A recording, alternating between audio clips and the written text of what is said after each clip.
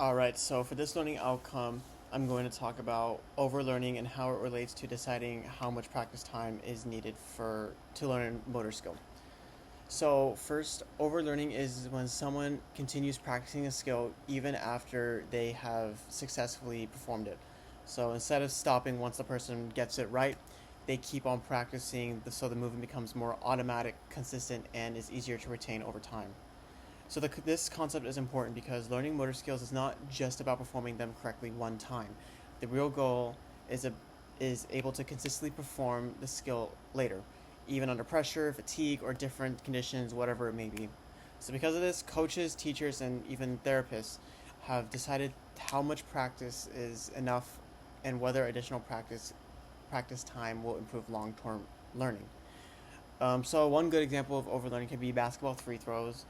A player might be able to make several shots during one practice, but they continue hundreds of more free throws afterwards.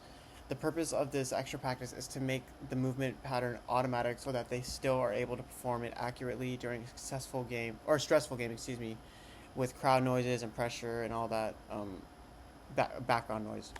Another example of this, when not regarding like kinesiology, could be how to drive a car.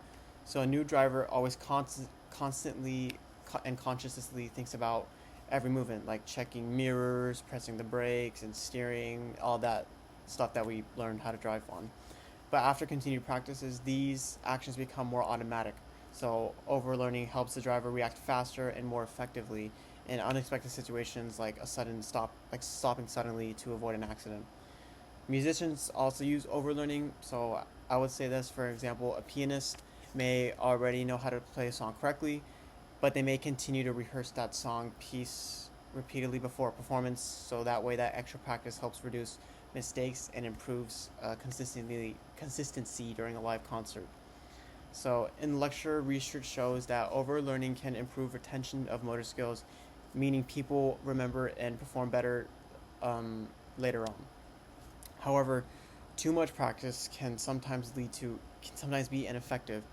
If a skill becomes too repetitive, learners may stop attention or think critically about the movement. For example, if a soccer player practices the exact same penalty kick repeatedly without any variation, they may struggle to adapt during a real game when conditions are different. So this means when deciding practice times, more is not always better. So the amount of practice needed depends on the difficulty of the skill, the learner's experience levels, and whether or not practice remains engaging and meaningful. So overall, overlearning is a continuation of practice beyond initial mastery in order to improve consistency, retention, and automatic performance. It can be extremely useful for motor skill learning, but practice must stay focused on purposeful and avoid being repetitive and ineffective.